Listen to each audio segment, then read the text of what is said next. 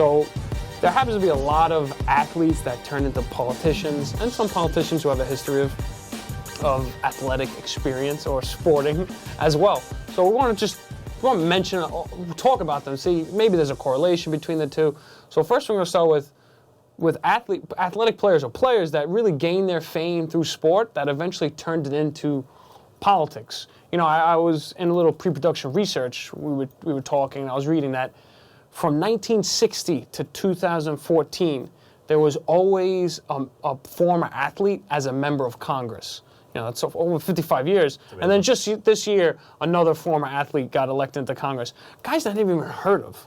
So you remember Anthony Gonzalez, the wide receiver of the Colts, catching touchdowns from Peyton Manning?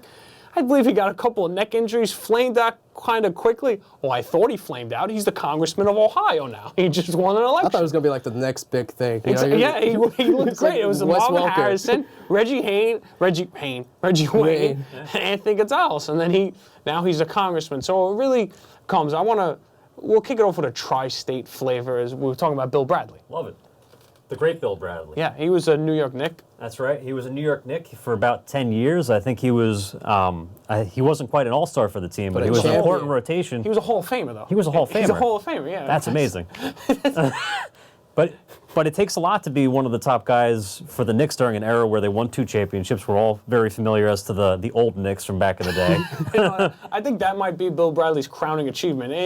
He was a New Jersey Senator for 18 years. But he was on the New York Knicks 2 championship team. Oh, it's been too long. I mean, it seems like he should have been playing in the 1800s. We were talking about the Knicks winning championships. But then he transitioned to BK. He was a Hall of Fame basketball player, and he was part of the rotation. And then he transitioned to a lengthy career in politics. Oh yeah, talk about lengthy. Years? Yeah, 18 years as a senator for New Jersey. Yeah. And he was a Princeton grad that all rolled into that also, exactly. right? He was a Princeton grad. That's where he got his footing in New Jersey, in the tri-state area. He went to Princeton, then got drafted by the Knicks, so he just kind of stayed in the area. It's a great place to live. You know, New Jersey gets hated on. That's right. A New Jersey native, Rich Hahn. It's a great state to raise a family. Be proud of it. That's New Jersey's commercial. New Jersey. Raise a family here. Says Rich Hahn. There we go. That's right. That's right. You came from you immigrated from South Korea. Yeah, correct? South Korea. And you went right to New Jersey. Yep, landed right there. You know, came off a boat. No. Wait, where am I? But anyway, we can get off New Jersey. We had a little. You know, I was wondering. I wanted to leave it up to you guys, see what you thought. Is there a correlation between maybe becoming like, whether it be a famous athlete or just an athlete in general, playing on a team, and then kind of transitioning into the whole government or politicians aspect of it? I think so, because, you know, when you play sports, you got to take leadership and, like, having an influence on other players as a team member, and I think that teaches you a lot about, you know, how to guide a group of people and being an influence on other people. You're living in the spotlight every day too, right? So you're always on camera. You always have to be mindful of the things that you're saying.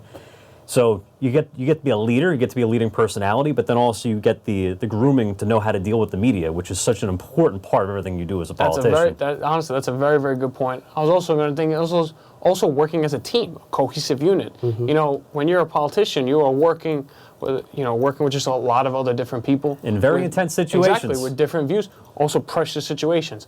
Different pressure. Yep. But when you're in a sporting event, that is high pressure, and politicians have, you know, different kind of pressure, different scenarios, but still pressure in your occupation. Yeah. So, and I think all that comes up, but also what Bill said was that it kind of also gives you that like celebrity.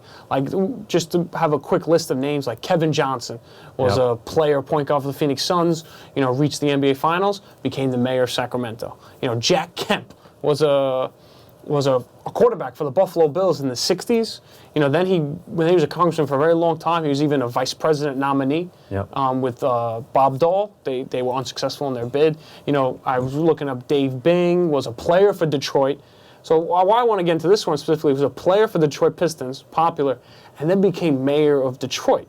Yep. So what I was pretty saying, good. I wonder if Did he win do you any think that- championships during the time? I'm not sure. I think it was before the Bad Boys Okay, era. gotcha. But do you think having that celebrity, especially in that area that you play, does it give you like a jump start if you want to run for office in that area? Oh, 100%. It's hard to disagree with that. I Yeah. mean, unless if you were notorious for any kind of reason, right?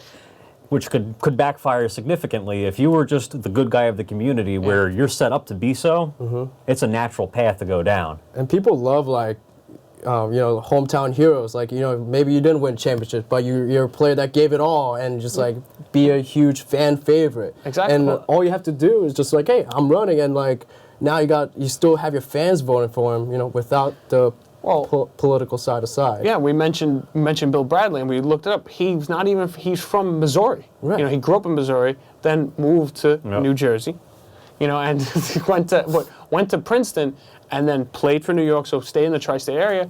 And then, it's not like he went back to his hometown to become a politician. He stayed, I guess, his adopted hometown became his hometown, but he had the popularity from what, like you were saying. We even have wrestlers getting into the fray Yep. of politicians. We have cover everything. Jesse the Body Ventura went from wearing those, you remember, I don't know if you guys, he had the sunglasses, he had those floral, I forget what the exact term, the ones that you wear around your neck.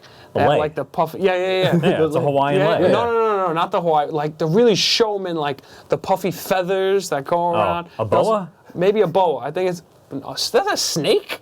I don't know. Anyway, the guy was a professional wrestler, and he became the governor of Minnesota. That's a very high-ranking office.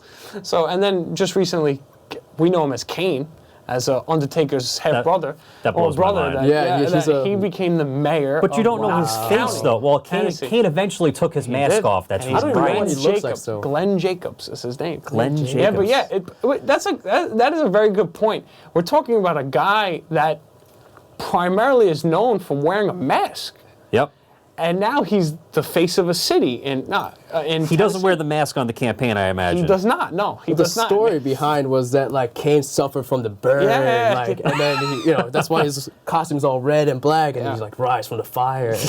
What was funny is that I saw they interviewed him after he won, and the interviewer had to like step on 2 boxes because he is legitimately like gigantic. 7 Probably foot. like So the guy's interviewing 6'10". him, and they just zoomed on the camera, and then when you zoom out, he's standing on 2 boxes to get up to. Holy moly. Go Bridgeside.